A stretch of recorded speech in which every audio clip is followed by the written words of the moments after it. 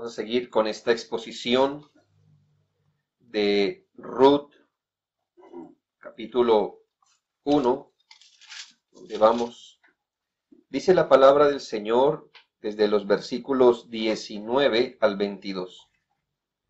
Anduvieron pues ellas dos hasta que llegaron a Belén, y aconteció que habiendo entrado en Belén, toda la ciudad se conmovió a causa de ellas, y decían: ¿no es esta Noemí?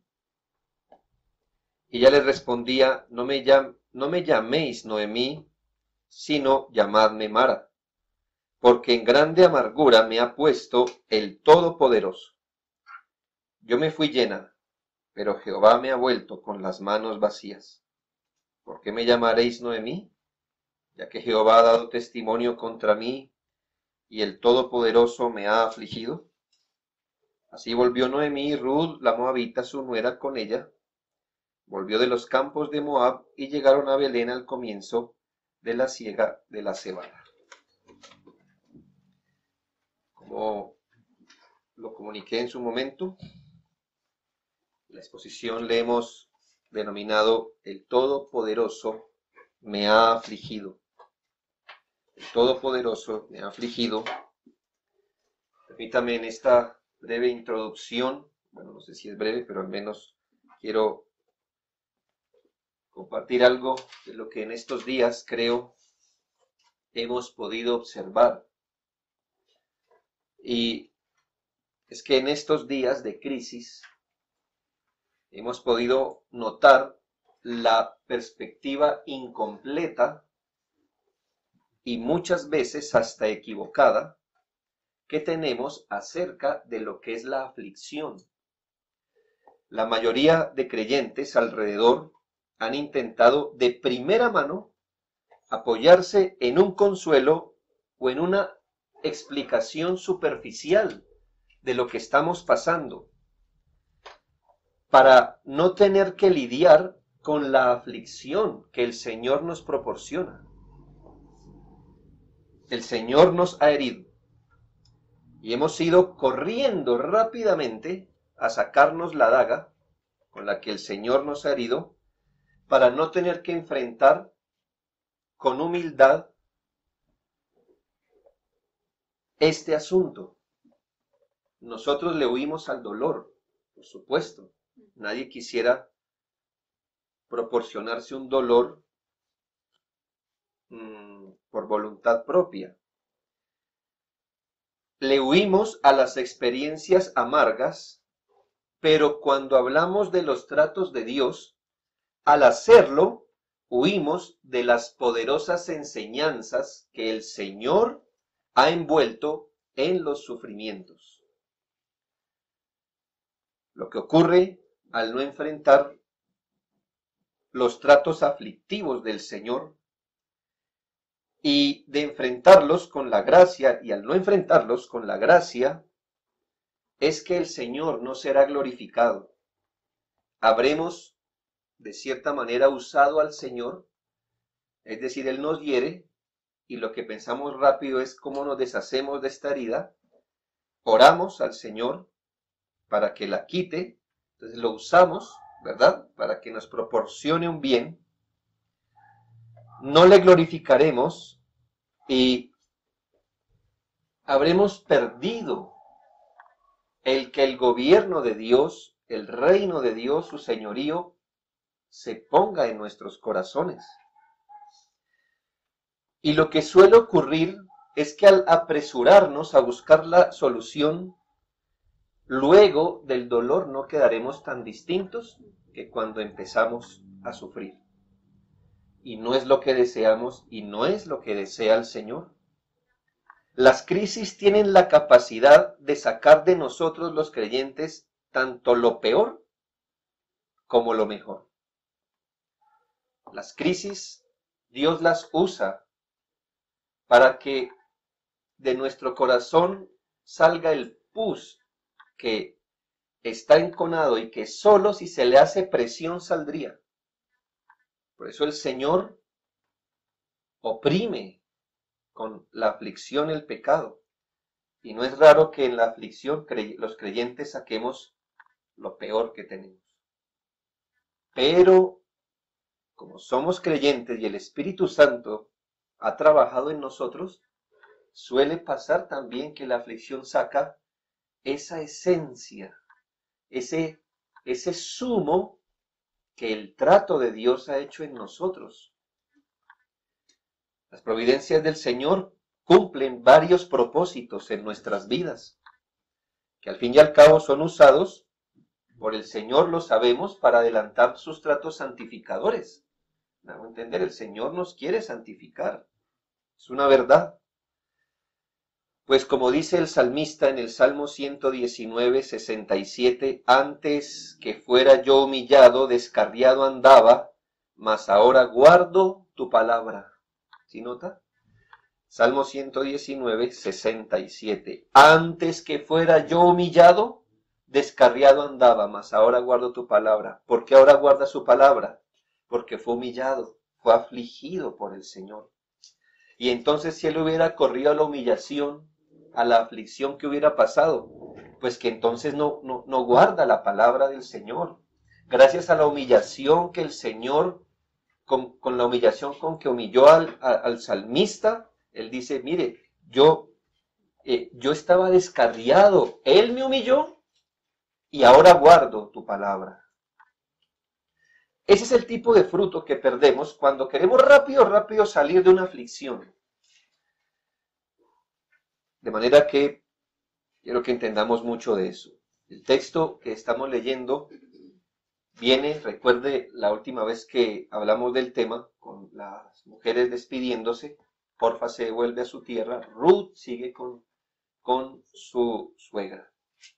Estas mujeres llegan a Belén, pero llegan en situaciones precarias y de forma dramática. Es decir, el autor de Ruth, inspirado, nos cuenta algo muy dramático. Ahí sí la palabra cabe.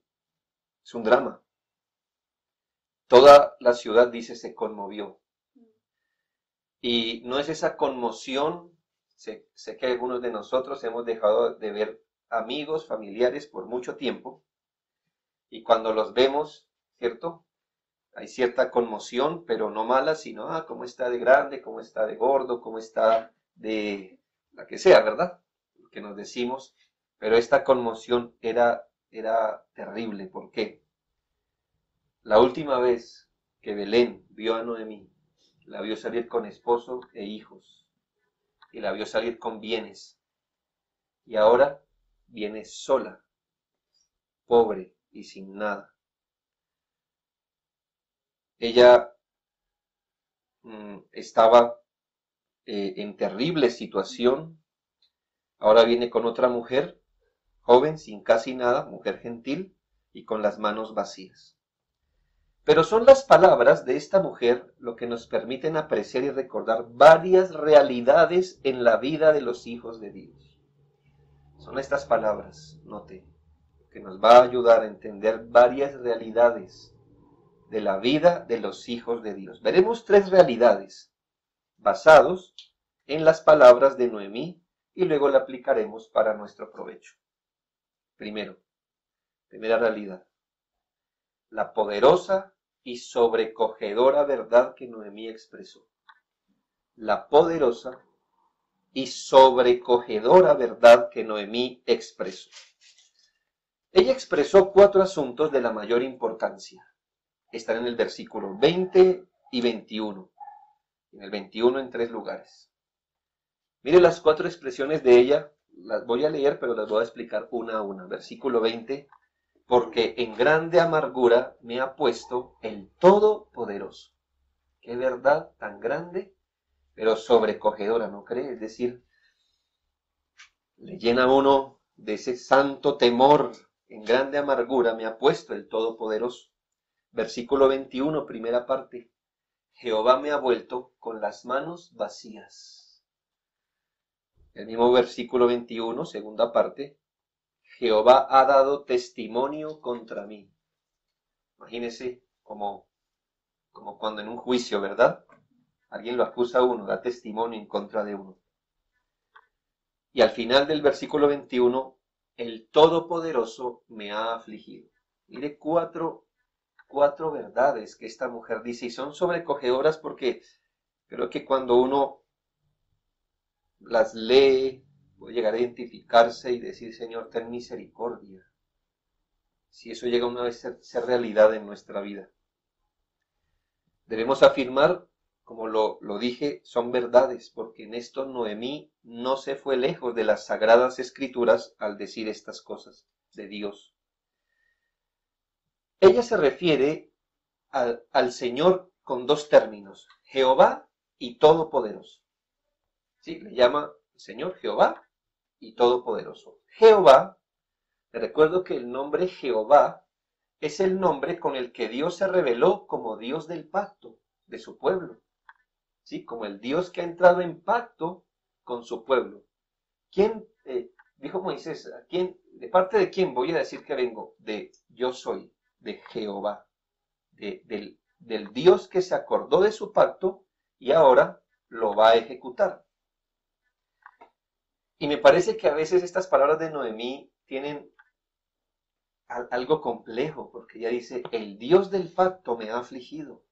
El Dios que prometió hacer bien a su pueblo, Él es el que me ha afligido. El Dios que prometió la tierra, el Dios que prometió bendiciones, pero también maldiciones. Él me ha afligido. Pero también le llama el Todopoderoso y me parece que aquí Noemí usa una palabra, para nosotros es muy común a veces, es el Shaddai. El Shaddai. El Dios que todo lo puede, pero el Dios que como un padre abraza a sus hijos para sustentarlo. El Shaddai. Y ya dice, el Shaddai me ha afligido. Dios que provee, el Dios que cuida, el que es todopoderoso, ha usado todo su poder, esta vez en contra de mí, para afligirme. Vamos a analizar las cuatro expresiones de Noemí y vamos a reconocer que Noemí tenía una visión bíblica de las cosas. Versículo 20, primero, porque en grande amargura me ha puesto el Todopoderoso. ¿Puede uno decir que eso es verdad, hermanos? Mire que la mayoría de cristianos se sentiría ofendido si usted le enseña que Dios puede afligir a alguien y empujarlo a este estado. Yo pregunto, ¿la paz, el gozo, el regocijo son dones naturales que simplemente uno tiene? ¿O uno se los encuentra? ¿Es algo que le pasa en la vida a los hombres? ¿O podemos decir que la paz, el gozo y el regocijo son dones de Dios? Piense, porque si son cosas que a uno le pasa sin que Dios intervenga, entonces Noemí erró en lo que dijo. Porque ella debió decir, estoy amargada, he caído en amargura. O así es la vida, cosas así. Pero cuando ella dice, Dios lo ha hecho, pensemos eso es bíblico. Voy a citar varios textos, usted los va a copiar y yo se los voy a leer por causa del tiempo. Segunda de Crónicas 20:30. Y el reino de Josafat tuvo paz porque su Dios le dio paz por todas partes. ¿Quién da paz? A un reino, a un rey. El Señor le dio paz. Salmo 29:11. Jehová dará poder a su pueblo, Jehová bendecirá a su pueblo con paz. ¿Nota quién da la paz? Eso estuvo en el Salmo 29:11. Ahora, Hechos 14:17. Hechos 14:17. Si bien, dice el contexto, el Dios vivo que hizo el cielo, la tierra, el mar y todo lo que en ellos hay, no se dejó a sí mismo sin testimonio, haciendo bien, dándonos lluvias del cielo y tiempos fructíferos, llenando de sustento y de alegría nuestros corazones. Y esto el apóstol Pablo se lo dijo a un pueblo gentil, ni siquiera al pueblo de Israel. Dijo, el Señor no se dejó sin testimonio, y uno de los testimonios con que Dios se hace ver es que llena de sustento y alegría el corazón de la gente. Porque hoy la gente se puede alegrar, aun el que no conoce al Señor, porque Dios se lo da. Eclesiastés 5:19. Asimismo, A todo hombre a quien Dios da riquezas y bienes, le da también facultad para que coma de ellas y tome su parte y goce de su trabajo. Esto es don de Dios. Muchas cosas son don de Dios, ¿no? Dios da riquezas y bienes. Además le da facultad para comer de eso y gozarse en su trabajo, dice Eclesiastés, y esto es don de Dios. Entonces, si Dios es quien concede paz, gozo y regocijo, disfrute a los hombres, y principalmente hace eso con sus hijos, ¿podemos decir que Él puede quitarlas también? ¿Y dejarnos sin ellas? Por supuesto. 4 textos. Isaías 45:7. Dice Jehová, que formo la luz y creo las tinieblas, que hago la paz y creo la adversidad. Yo Jehová soy el que hago todo esto. Así está escrito, de duro. Yo soy el que hago todo esto. ¿Sí ve? Yo hago la paz y creo la adversidad. Jeremías 45:3, tú dijiste, ay de mí ahora, porque ha añadido Jehová tristeza a mi dolor. Fatigado estoy de gemir y no he hallado descanso. ¿Qué dijo Jeremías? Jehová ha añadido tristeza al dolor que ya tenía. ¿Sí ve? Así que aquí este hombre reconoce que es el Señor el que le ha dado tristeza. Según a los Corintios 7:10, porque la tristeza que es según Dios produce arrepentimiento. ¿Sí ve cómo se llama aquí la tristeza? No toda tristeza viene para salvación, pero al menos aquí estoy queriendo comprobar que Dios sí produce tristeza. La tristeza que es según Dios. Lamentaciones 3:33. Porque no aflige ni entristece voluntariamente a los hijos de los hombres. Sí lo hace, lo que pasa es que no lo hace por cualquier motivo, o simplemente porque dice, no, aquí quiero afligirlo, no. Lo hace con propósito, pero lo hace, es mi punto. Cuando Noemí dijo, en gran amargura me ha puesto el Todopoderoso, el Shaddai, reconoció que es potestativo de Dios poner en grande amargura a los individuos según sus propósitos.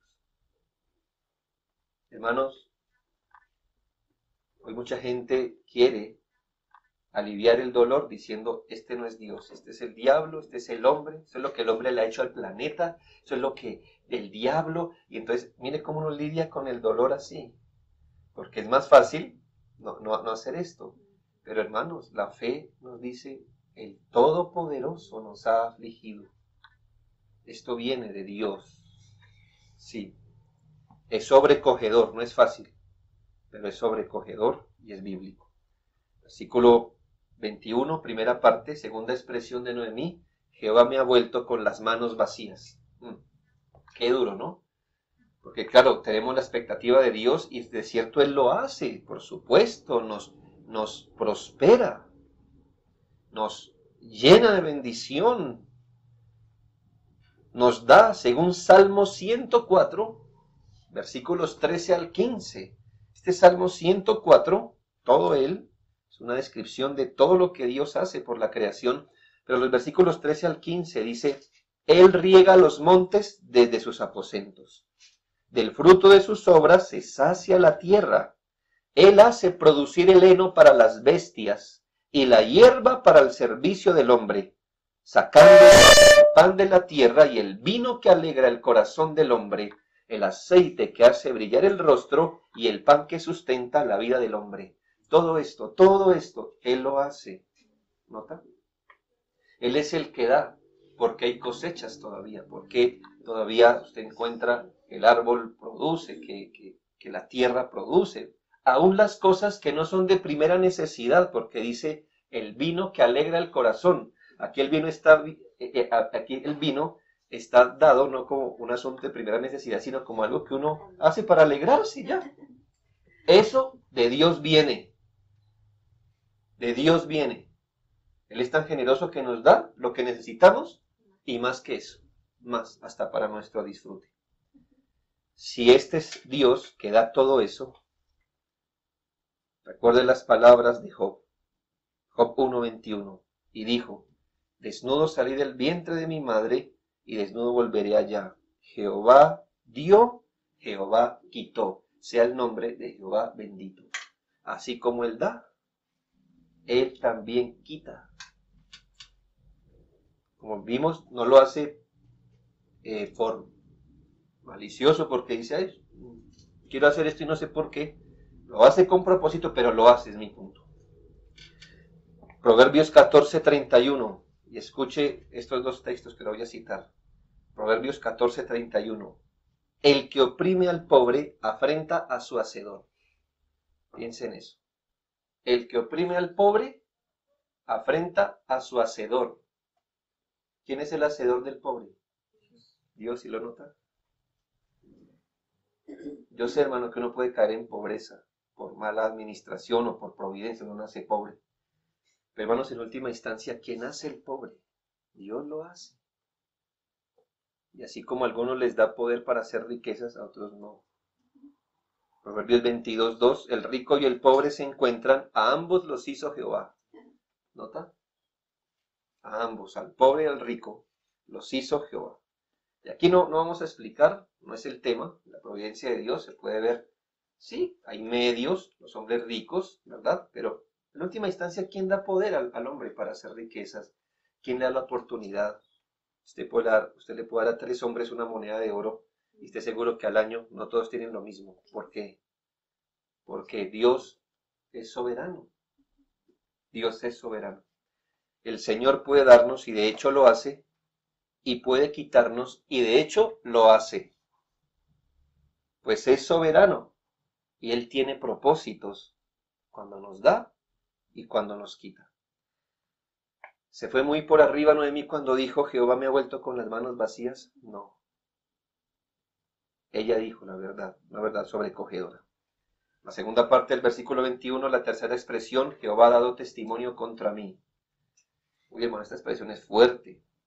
Yo pregunto, ¿Dios puede usar su poder, el poder que tiene, para salir al encuentro de alguien, atravesársele en su camino, para detenerlo en su maldad? Aún, uno diría, sí, claro, y aún a sus hijos, Él le puede salir al encuentro de sus hijos y es en contra de ellos. Yo sé que no es en contra para condenarlos finalmente, pero digo en contra de sus caminos para detenerlos y herirlos si es necesario. ¿Corresponde esto al carácter de Dios como Dios del pacto? Bueno, sabemos que el Señor sale al encuentro de los impíos para enjuiciarlos. Usted en casa puede leer Números 22:33. Cuando Balaam, un hombre impío, es contratado por Balac, rey de Moab, y sale, y que hacía el asna que lo llevaba, ¿no? Se desviaba. Ella veía lo que el hombre no veía, y era que el ángel de Jehová había salido a herir a Balaam. Hasta que ya no hubo un momento donde no pudo pasar por un pasillo, ¿verdad? Y ahí donde azota el asna. Y el ángel le dice, agradézcale a ella porque yo salí contra usted y si ella no se hubiera desviado, yo lo acabo es a usted. Dios puede salir contra una persona para herirla por su maldad. Usted no me puede decir que muchas de las muertes que usted ve de los impíos no es Dios ya saliendo y diciendo ya no más con usted. Adiós, hasta ahí quedó. No lo hace siempre, pero lo hace, hermanos. Pero el Señor puede, y de hecho lo hace, salir al encuentro de sus hijos para estorbar su pecado. Le sale a su encuentro para detenerlos, para reprenderlos en el camino de pecado que llevan. Éxodo 4:24 nos dice que el Señor enfrentó a Moisés. Lo comisiona y le dice, vaya Moisés, saque el pueblo de Egipto. Y Moisés se va, tranquilo, ¿verdad? Bueno, es una expresión, ¿no? Pero se va. Y en la mitad del camino dice la Biblia en Éxodo 4 que el Señor le salió al encuentro. ¿Por qué? Para no dejarlo andar más por haber descuidado el circuncidar a su hijo. Si él iba a liberar a un pueblo, debería ser ejemplo, ¿no? De obediencia. Es lo que dice, y aconteció en el camino que en una posada Jehová le salió al encuentro y quiso matarlo. ¿Quién quiso matar a Moisés? Dios, no el diablo. Dios le salió al encuentro a Moisés. ¿Y qué quería hacerle? Matarlo. ¿Sabe qué? La esposa lo vio más claro. Dijo, no hemos obedecido en algo al Señor, circuncidó a su hijo, y entonces el Señor lo dejó pasar. ¿Nota? El Señor se atraviesa y sale al encuentro de uno. El Señor humilla también a Jacob, recuerde la historia, antes que él se encontrara con su hermano. ¿Para qué? Para quebrar esa confianza que tenía Jacob en sí mismo. En Génesis 32:24, Génesis 32:24 dice, así se quedó Jacob solo y luchó con él un varón hasta que rayaba el alba. Note que a veces uno lee este texto y lo interpreta así. Así se quedó Jacob solo y Jacob luchó con un varón hasta el alba. No, dice, y luchó con él un varón. ¿Quién fue el que buscó la pelea? Por así decirlo. El Señor. No fue que Jacob se lo encontró y se puso a pelear. Aunque yo creo que fue una pelea más espiritual que física. Pero mi punto es, ¿quién fue el que luchó con quién? Jacob no luchó con el ángel. El ángel luchó. Así que el ángel lo tomó a humillarlo. ¿Nota? Dios sale al encuentro para estorbar a sus hijos en su camino al pecado, para herirlos si es necesario, para que ellos no se entreguen al pecado. Primera los Corintios 10:22, ¿o provocaremos a celos al Señor? ¿Somos más fuertes que Él? Dice el apóstol. Si quiere provocar a celos al Señor, ¿se aguantaría que Él saliera contra usted? Hermanos, Dios hirió a Noemí, salió a su encuentro en Moab y la hirió profundamente, dándole a su esposo, a sus hijos y todo lo demás. Última expresión, el Todopoderoso me ha afligido. Es una expresión como parece que Noemí fue un poco irónica. No decimos que lo haya sido, pero es el Dios que todo lo puede, ha usado ese poder para afligirme. ¿Es esto cierto? ¿Dios puede usar su poder para afligir a alguien? Juan 9:2-3. Había un hombre enfermo al lado del camino y los discípulos preguntaron, Rabí, ¿quién pecó, este o sus padres, para que haya nacido ciego? Respondió Jesús, no es que pecó este ni sus padres, sino para que las obras de Dios se manifiesten en él. ¿Quién afligió a ese hombre? El Todopoderoso, el Dios que da la vista. No fue por el pecado de los padres ni por el pecado del Hijo. El Dios que todo lo puede quiso afligir a ese hombre para luego mostrar el poder de Dios en él. Dios hace eso. ¿Recuerda la expresión de a Moisés? ¿Quién hizo al ciego? ¿Quién hizo al mudo? ¿No soy yo Jehová? Miqueas 4:6. En aquel día, dice Jehová, juntaré la que cojea y recogeré la descarriada y a la que afligí. ¿Quién aflige a sus ovejas? Según Miqueas 4:6. Jehová. Un día la recogeré a la que yo mismo afligí, dijo el Señor. El Señor tiene todo poder, hermanos, y lo usa según sus planes, según sus propósitos sabios. A veces estamos nosotros del lado del poder de Dios cuando da y disfrutamos, ¿verdad? Cuando Él usa su poder para dar. Pero hermanos, a veces estamos del otro lado cuando el Señor usa su poder para quitar. Ese es Dios. El Señor gobierna el mundo y hemos de reconocer que lo uno y lo otro Dios provee. Aun cuando lo que provee es la aflicción o algún tipo de dolor o a un individuo. En todo lo que dijo Noemí, jamás se fue más allá de lo que la misma Biblia afirma del soberano y santo Dios. En todo esto aprenda una máxima. Ojalá la pegue en sus córneas. Dios solo tiene un hijo sin pecado, pero no tiene ninguno al que no haya sometido al sufrimiento. Dios solo tiene un hijo sin pecado, Cristo, pero no tiene ningún hijo al que no haya sometido al sufrimiento. Aún a su propio hijo lo sometió al sufrimiento. ¿Por qué cree usted y yo? ¿Por qué creemos usted y yo? Que si él no quitó a su Hijo del sufrimiento, no nos va a afligir el Todopoderoso. Así que vimos en primera medida la poderosa y sobrecogedora verdad que Noemí expresó. Lo segundo que quiero que miremos es el espíritu amargo con el que Noemí reconoció estas realidades sobrecogedoras. El espíritu amargo con el que Noemí reconoció estas realidades sobrecogedoras. No podemos decir que Noemí le haya faltado reconocimiento. Reconoció, pero hermanos, lo hizo con un espíritu amargo. Ya en el versículo 13 habíamos visto esa expresión cierta también, pero amarga, pues la mano de Jehová ha salido contra mí. Y ahora en los versículos 20 y 21 dice, no me llaméis Noemí, llamadme Mara. Luego le dice a la gente, ¿por qué me llamaréis Noemí? Y esto nos indica la amargura con la que ella estaba diciendo estas verdades. Es decir, lo que dijo fue verdad. Pero ¿cómo sabe usted que estaba amargada? Ella misma dijo, no me llaméis Noemí, que significa placentera. Llamadme Mara, que significa amarga. Es decir, ya es como si usted le dijera, no me llames Felisa, llámame Dolores. ¿Sí? Algo así lo hubiéramos entendido, ¿verdad?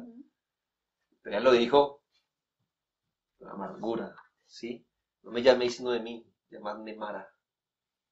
Y usted ve que estaba en su corazón. A lo lejos usted puede ver la amargura de esta mujer que habla. No le pediríamos, ¿verdad, Noemí, que hablara con risas? O sin dolor natural, porque cuando el Señor hiere, pues causa dolor. Es que de eso se trata el trato que Él tiene. Pero aquí estas verdades preciosas están siendo dichas desde un espíritu amargo, lamentablemente. Esta manera en que Noemí enfrentaba esta providencia es una muestra pequeña de las muchas maneras en que nosotros podemos afrontar las providencias adversas. Es decir, lo que le quiero afirmar es que Noemí no está sola en esto. Usted y yo puede que no hagamos exactamente lo mismo, pero si Dios mirara nuestro corazón en última instancia, a veces el Señor vería amargura o cualquier otro pecado, aún reconociendo que Dios ha hecho todo esto. Y así nos alejamos del propósito por el cual Él nos hiere, y que es precisamente lo que perdemos al pretender salidas fáciles. Considere que si Dios hubiese actuado según las expectativas de Noemí, vamos a suponer que Dios es lo que a veces pintan, ese ser superior que hace lo que uno le diga, y lo hace si uno insiste más. ¿Qué Dios le hubiera dado a Noemí? Pues no le quita a su esposo, seguramente, le preserva a sus hijos, ella no hubiera vuelto a Belén, ¿verdad? Ruth no se hubiera casado con vos, no hubieran tenido a Isaí, no hubiera venido David, no hubiera venido el Señor. ¿Sí ve? Claro, Dios se hubiera levantado por otro lado, pero mi punto es, mire cómo uno se aleja de los propósitos de Dios al querer salirse rápido de la aflicción, rápido y sin pensar, sin orar, sin preguntarse, sin hacer preguntas, sin llevar a cabo reflexiones profundas en la gracia de Dios. Pero ahora el Señor las hiere y ellas son desafiadas a vivir por fe, literalmente, es decir, sin ninguna de las seguridades humanas, sin marido, sin nada, en la tierra que una vez dejaron. Ellas son llevadas a depender día a día de el Señor, a fiarse en el invisible. Precisamente fue en medio de esta tensión y angustia donde el Señor las estaba conduciendo en sus planes. No era fuera de la aflicción, sino que la vía por la que ellas iban a entrar en los planes de Dios era por la vía de la aflicción. Yo no quisiera pensar cómo hubiera terminado la historia, donde Noemí hubiera tenido al menos un recurso en que apoyarse. Uno. Al menos le hubiera quedado un hijo vivo. Se nos queda en Moab, ¿no? Ah, ya se queda. O cualquier otra cosa, hubiera llegado a Belén y hubiera tenido una parcelita suya. Pues entonces, ¿qué le dice a Ruth? Trabaje aquí en la parcelita. Pero cuando llegó y no tuvo nada, Ruth dijo, ¿qué hago?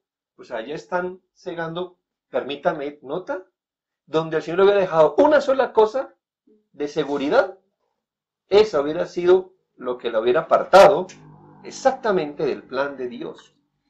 Y la historia hubiera terminado bien para ellas, temporalmente, pero lejos del plan de Dios. Yo pregunto, ¿con qué espíritu debemos afrontar la aflicción, la angustia y la disciplina del Señor? Hermanos, no con el espíritu de Noemí, no con el espíritu agrio. Estoy diciendo que no nos debamos doler, no, porque es que se trata de dolernos. Pero hermanos, ¿con qué espíritu? Creo que usted y yo debemos acompañar a Noemí en reconocer agudamente que Dios está detrás de cada aflicción. Acompañemos a Noemí allí, en cada aflicción. ¿Con qué espíritu? Bueno, nunca. Yo sé que Dios usa medios, usa personas para afligirnos, situaciones para afligirnos, enfermedades para afligirnos. Hasta Satanás lo usa para afligirnos, pero en última instancia acompaña a Noemí viendo más allá. ¿A dónde vio Noemí? A Jehová, detrás de todo. No se enrede con los medios. Acompaña a Noemí diciendo Jehová, Jehová. En ese reconocimiento bíblico fiel. Eso sí, bíblico le digo, porque nunca le atribuye sus pecados a Dios. El Señor me ha hecho pecar. No, eso sí sería fuera de la Biblia. Cuidado. Pero no acompañe a Noemí en la amargura con que dijo estas palabras. Mírela tan lejos de una aceptación humilde como lo hizo Job. Recuerdo, y lo digo para ponerlo en perspectiva, que cuando Job dijo Jehová me dio un día y Jehová me quitó, él no sabía que Dios le iba a reponer todo el doble. Las palabras pueden ser bien interpretadas como un día disfruté, ahora no disfrutaré, y si esa es mi suerte, no importa. Ya. No acompaña a Noemí en la inconformidad interior, en la pesadumbre y en la amargura de corazón. No actuamos en una aflicción saliendo a correr, buscando rápido la solución al dolor lo más pronto, desconociendo que Dios nos está tratando en medio de estas aflicciones. Imagínese entonces Moisés, que el Señor le haya salido para matarlo, no sé qué pasó, qué fue, posiblemente una enfermedad, y entonces Moisés que sale rápido corriendo a buscar al médico del pueblo, ¿verdad? Yo no digo que ir al médico esté mal, pero note el punto, es que si uno no piensa por qué estoy siendo afligido y lo reconoce con amor, entonces la pastilla me alivia y yo me quedo sin el trato divino. Imagínese cuando el ángel le salió a Jacob para enfrentarlo, dijo, uy, eso se pone feo acá, hasta luego, y se va. Pues ¿dónde está el trato de Dios con él? ¿No ve que Jacob hubiera quedado igual en su corazón? Si Jehová sale en contra nuestra, dejémonos tomar. Si nos hiere, dejémonos herir, y si nos humilla, dejémonos humillar. No seamos como el niño que desafía a su padre y al ver venir la vara sale corriendo. En estos tiempos que Dios nos ha herido, muchos quieren buscar ese recurso mental con el que puedan lidiar con esto que estamos viviendo. Pero si Dios nos quiere herir, debemos dejarnos herir. No queremos caer de pie en este zarandeo, ojalá caigamos de rodillas ante el Señor. Y si Él nos quiso herir, pues dejémonos herir. A veces no dejo de pensar de pensar que por nuestro desafío el Señor nos ha herido.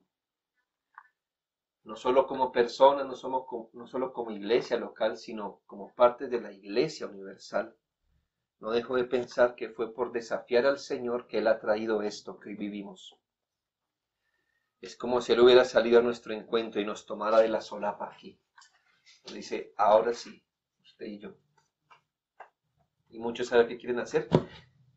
Rápido, que haya una vacuna, una salida, rápido, para no dejarse tratar del Señor. Queremos estar en el cuarto de la recuperación sin haber sido operados. Anhelamos la felicidad de la restauración sin la humillación de la confrontación. Queremos la alegría del fruto apacible sin la disciplina que la produce. Deseamos recoger o segar con alegría sin haber sembrado primero con llanto. Cuando María y Aarón murmuraron contra Moisés, el Señor castigó a María con lepra y dejó a Aarón para presenciar en su hermana lo que él también merecía. ¿Qué castigo? No sé quién fue castigado peor. María con lepra o su hermano, que hizo lo mismo que ella, pero no fue castigado para que apreciara lo que él merecía. ¿Qué hizo Aarón? Números 12, 13 y 14. Entonces Moisés, Aarón le dice, intercede a Jehová por María. Entonces, en números 12, 13 y 14, entonces Moisés clamó a Jehová diciendo, te ruego Dios que la sanes ahora. ¿Qué quería hacer Moisés? ¿Está sufriendo su hermana? Clamemos a Dios para que le quite el dolor. Todos lo hubiéramos hecho, hermanos, como Moisés, ¿verdad? Mi hermana está sufriendo, pero ¿por qué está sufriendo?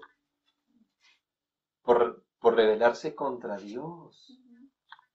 Y entonces Dios es más sabio que eso, respondiendo Jehová a Moisés, pues si su padre hubiera escupido en su rostro, ¿no se avergonzaría por 7 días? Sea echada fuera del campamento por 7 días y después volverá a la congregación. ¿Qué dijo el Señor? Ella cometió un pecado y ahora tú quieres que yo le quite el castigo o la disciplina.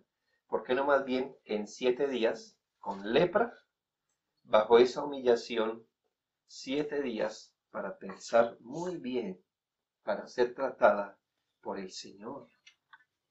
Dios quería recuperar a María, pero no sin haberla operado. 7 días duró la operación, es lo que le quiero decir. ¿Qué hizo Moisés? Señor, sánala. ¿Qué si el Señor lo hubiera sanado? Pues ella queda sin la lección. Sin la lección. Y esto lo digo con solemnidad. Antes que el Señor quisiera sanar su piel, le da 7 días para sanar su alma. Y yo me pregunto, ¿y si por nuestros pecados de iglesia el Señor nos mandó fuera del campamento por 7 días, o si fueran 7 meses, o si fueran 7 años, o 70, entonces vayámonos fuera del campamento a llorar y aprender la lección que nos trajo hasta aquí? Porque si nuestro Padre nos escupió, entonces tendremos que salir todo el tiempo. No somos el primer pueblo que experimenta esto. El pueblo de Israel duró 70 años sin volverse a reunir, porque fueron idólatras, fueron malos. Yo no sé cómo se va a resolver esto.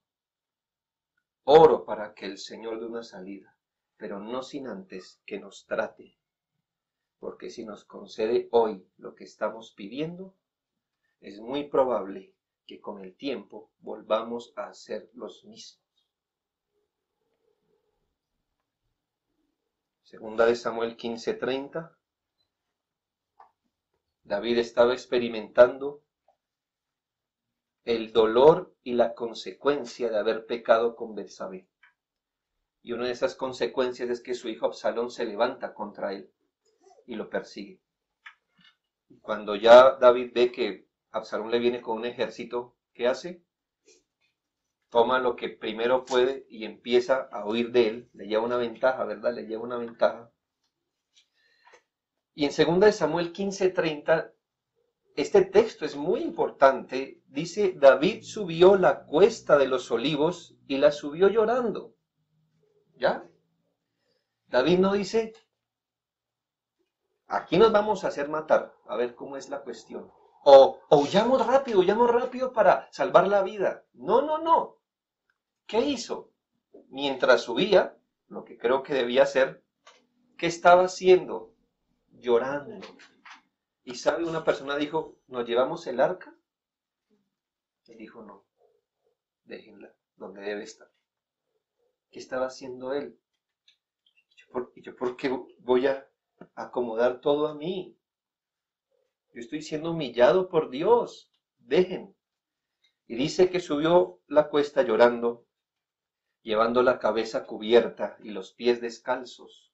Dice también, todo el pueblo que tenía consigo cubrió cada uno su cabeza e iban llorando mientras subían.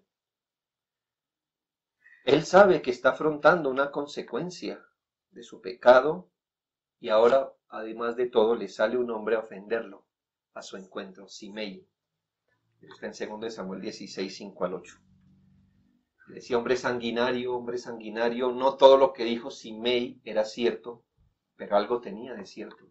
¿Cómo llamaría usted a un hombre que manda a matar al esposo de Betsabé? Sabrías, hombre sanguinario. No era tanto como Simei lo decía, pero sí. Y si Dios, o si Simei le estaba recordando algo de lo que él hizo para merecer esto, ¿qué?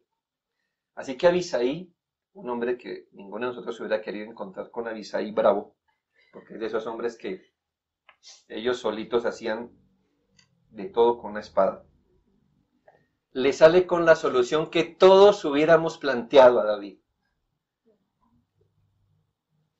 Te está humillando. Acabemos inmediatamente con lo que produce la humillación, la incomodidad y el dolor. ¿Sí ven? La tendencia a no ver que Dios estaba tratando a David allí, y lo estaba tratando aquí, hermano, en lo profundo, donde sale el pus. Pero uno dice, no, es rápido, es que salgamos rápido de esto. Matemos a Simei, versículo 9. Pero David hace una afirmación en los versículos 10 al 12, que nos muestra el corazón de este hombre. Si él así maldice, es porque Jehová le ha dicho que maldiga. Es decir, con la aprobación de Jehová, es que este hombre me está maldiciendo. ¿Quién pues le dirá por qué lo haces así? Dejadle que maldiga, pues Jehová se lo ha dicho. Mire, quizá mirará Jehová mi aflicción y me dará Jehová bien por sus maldiciones de hoy. ¿Sí ve, hermano? Él asumió, no como Noemí. Si aquí el Señor salió a mi encuentro a humillarme, deje que me humille. ¿Y estoy siendo tratado? ¿Qué tal el Señor me dé bien por esto? Es decir, el Señor mire que estoy afligido, que estoy dispuesto a ser afligido. ¿Qué tal el Señor me dé bien? David no quiere quitarse la molestia de la vara. Es una manera de decir, Abisai, ¿le quitamos la vara al Señor con la que te está castigando? ¿Sí? Dios es el que estaba castigando. ¿Y cómo se llamaba la vara? Simei. Entonces Abisai dijo, ¿le quitamos la vara a Dios? ¿Sabe qué dijo David? No se la quite, déjeme que me está castigando, déjeme. Él sabía que después de la disciplina hay fruto apacible de justicia, por supuesto. Quiero concluir con 3 asuntos breves. 1, en la palabra de Dios aprendemos que el sufrimiento es inherente a la vida de fe. Algo inherente es algo que viene con. O sea, usted no lo puede hacer. El color de la sangre es inherente. El color rojo es inherente a la sangre. En la palabra de Dios aprendemos que el sufrimiento es inherente a la vida de fe. Dios desea agudizar nuestros sentidos espirituales. Desea desarraigar nuestros afectos y pensamientos de las seguridades que tenemos, de cómo nos amarramos a lo temporal. Dios quiere herir el hombre interior, lo quiere santificar, lo quiere operar, si así se quiere. El sufrimiento es aquella herramienta que Dios usa para invitarnos a Él mismo, no a la solución que Él dé, sino a Él mismo. Cuando el Señor quita nuestros gozos y seguridades, es obvio lo que está queriendo hacer. Que cuando le oremos no pidamos seguridades en qué apoyarnos, sino que lo busquemos es a Él. a Él. ¿Nota lo que hace? Él nos quita las seguridades y nosotros ¿qué primero hacemos? Ay, Señor, vuélvelas. No, pues que precisamente es lo que quiere quitar. Él quiere que en la aflicción nos volvamos a Él, y aprendamos a conocer parte de su carácter que solo bajo la aflicción conoceremos. Dios es muchas cosas que usted no sabe, y lo sabrá solo si se humilla en aflicción. Él mostrará una parte de Él que solo revela cuando su pueblo se humilla en la aflicción. Y esos asuntos nos ayudarán a ejercitar nuestra fe, nuestra dependencia, nuestra renuncia. Esa expectativa que tenemos del mundo, de la gente, Él la está cercenando, hermanos, y la va a cercenar. Nos va a hacer desconfiar de este mundo, no va a querer que nos amañemos del mundo. Yo no sé quién hoy día, qué cristiano, al menos de nuestras iglesias, quiera pasar, ay, qué linda la tierra, y como estamos amañados aquí. Uno en estos días ha comprobado que el mundo no es nuestro hogar, no queremos estar en un mundo así. El Señor hace esto con el sufrimiento. Romanos 8, 16 y 17 dice, Romanos 8, 16 y 17. El Espíritu mismo da testimonio a nuestro espíritu de que somos hijos de Dios, y si hijos de Dios también herederos de Dios y coherederos con Cristo, si es que padecemos juntamente con Él, para que juntamente con Él seamos glorificados. ¿Qué es la expectativa? Que antes de ser glorificados juntamente con Él, debemos padecer juntamente con Él. Hermanos, el sufrimiento, el padecimiento, hace parte de nuestra vida cristiana y debe serlo. Porque si no padecemos como cristianos es que no estamos padeciendo juntamente con Él. Y si no padecemos juntamente con Él, ¿qué? No seremos glorificados juntamente con Él. Filipenses 1:29, porque a vosotros os es concedido a causa de Cristo, no solo que creáis en Él, sí, a causa de Cristo se nos concede creer en Él, sino también que padezcáis por Él. Padecer es algo que el Señor nos concede. El Señor le concede a sus hijos arrepentimiento, fe y sufrimientos, según Filipenses 1:29. Es concedido, hermanos. Así que, ¿por qué querernos deshacer tan rápido del dolor? Yo no estoy pidiendo ni estoy enseñando que nos provoquemos el dolor. Algo así como, uy, estoy muy feliz hoy, ¿qué hago para herirme? ¿Verdad? Hoy me estoy riendo mucho. Voy a hacer algo para poderme a llorar. No, hermano. Estoy hablando del sufrimiento que Dios trae. Y lo trae de muchas formas, porque está tratando con nuestro corazón. Hace poco fui a un tratamiento médico donde me iban a poner anestesia general y yo estaba en la camilla y había una parte de mí que yo quería salir de aquí. Yo pensaba, si alguien me dijera en este momento, ¿quieres salir de aquí? Yo le dijera, en un sentido quiero, pero en un sentido no, porque yo necesito esta operación. ¿Me hago entender? Yo necesito esto. Hermanos, yo creo que todo creyente, si le preguntaran, ¿usted quiere salir de la aflicción? No, pues en un sentido sí, clamamos, pero en otro sentido no, sin antes haber sido operado. Yo sí quiero que el Señor trate conmigo y quiero que el Señor trate con ustedes al nivel más profundo de su alma. Yo no quiero que ustedes se salgan corriendo del quirófano, no. Ni yo quiero salirme corriendo del quirófano. Quiero que el Señor me opere allí. Ponga su santo bisturí donde no ha llegado antes. Si tiene que salir el pus, que salga. Pero es que si Él me hiere, entonces sanaré bien. Pero si yo mismo me curo mis heridas, seré el mismo y peor.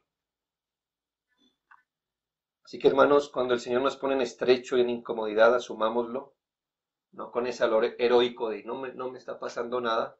No nos humillémonos ante el Señor, pidamos la salida al Señor, pero pidamos la salida que más glorifique su nombre y que más nos convenga.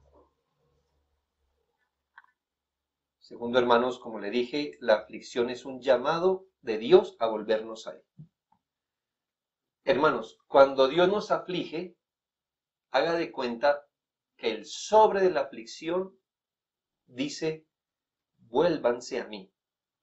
No vuélvanse a pedirme a mí, no vuélvanse a mis dones, no vuélvanse a mis recursos, vuélvanse a mí, a mí. Imagine que usted le ha enseñado a su hijo a que no debe rapar las cosas, quitarlas a la fuerza. Y entonces él vio una chocolatina ahí en la mesa y él y se la empieza a comer, ¿verdad? Entonces usted se la quita y le ha advertido, entonces le da su vara, porque ya le había advertido, ¿verdad? Y entonces el niño llora y pide perdón. Después que pide perdón, ¿usted qué espera? Entonces, le voy a plantear dos salidas. El niño llora, pide perdón, y enseguida que usted dice, sí, está bien, no perdono, corre a la mesa y coge la chocolatina, diciendo, ah, bueno, ya como fui castigado, ahora sí tengo la chocolatina. Claro que un papá quedaría como preguntándose cuál fue el efecto de la disciplina, ¿verdad? Porque el niño lloró, fue disciplinado, pero lo primero que hizo fue a la chocolatina. Mire este segundo asunto. El niño llora, se le perdona, el niño viene corriendo y se abraza a usted. Se abraza a usted. Eso le pone la disciplina en otra perspectiva, ¿no cree? Que el niño ha aprendido que lo mejor no es la chocolatina. Él se humilló por la chocolatina. Quizá aprendió que lo mejor de una disciplina es tenerlo a usted de su lado. Y está bien. Hermanos, seguramente nosotros hemos sido tal que después de aflicción o en la aflicción lo que hemos pedido es la chocolatina. ¿Qué queremos? Cada aflicción es Dios llamándonos no a la chocolatina, sino a Él, a Él. Salmo 50:15, e invócame en el día de la angustia, yo te libraré y tú, no dice disfrutarás de lo que te quité, no, invócame en el día de la angustia, te libraré y tú me honrarás. ¿Por qué el Señor afligió? Para que le honremos a Él, para que vayamos a sus brazos a Él. El día que sufras, diría el texto, clámame, invócame, porque yo quiero ser tu ayudador y lo hago para que tú me honres. No quiero darte mis cosas, quiero darte lo mejor, a mí mismo, a mí mismo. Y tercero, el Señor hiere, pero el Señor sana. Quizá usted el versículo 22 no le diga mucho, de Ruth 1, pero me parece que el Señor está en la mitad de la operación con esto y nos está mostrando que ya parte del tumor ha sido sacado, parte. Versículo 22, así volvió Noemí y Ruth la Moabita, su nuera con ella, volvió de los campos de Moab y llegaron a Belén al comienzo de la siega de la cebada. Quizá a primera mano usted no vea dónde está la bondad de Dios aquí, pero consideren que pudieron haber llegado en la época de la siembra de la cebada, cuando la cebada estaba siendo sembrada y el asunto de su sustento se hubiera visto bien comprometido y las cosas que pasaron no se hubieran presentado o no ahí. Llegaron cuando la cebada estaba lista para ser segada, lo que corresponde a mediados de nuestro abril. Qué coincidencia, ¿no cree? Justamente en una época como esta, Noemí y Ruth llegan a mediados de abril, de nuestro abril, pero es el segundo mes para ellos. Llegan. Y cuando estaban recogiendo la cebada, se abre una puerta para que Ruth vaya y ayude a cegar y conozca a vos, y ahí usted sabe toda la historia. Hermanos, la poderosa mano de Dios estaba dando ya una salida. Y ya a lo lejos aunque ellas no lo supieran, ya empezaba a haber una luz para la salida. El Señor estaba coordinando todo el bien para ellas. Ellas no lo sabían. Noemí solo veía su sufrimiento. Pero el Señor ya las estaba poniendo a puertas de la salida a esta situación y de sus mejores bendiciones. Hermanos, el sufrimiento de los hijos de Dios no supera el control de Dios ni hace inalcanzable su bondad. Noemí se quedó con el reconocimiento que Dios es soberano, pero no podía ver que también estaba corriendo la bondad de Dios.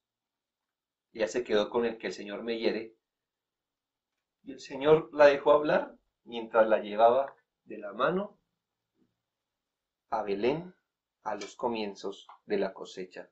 Ese es Dios. ¿Sí ven? Nosotros tenemos el testimonio de miles de historias así en la Biblia. Así que no será sabio para nosotros sospechar nunca de Dios. Dios es soberano y bondadoso al mismo tiempo. Oremos.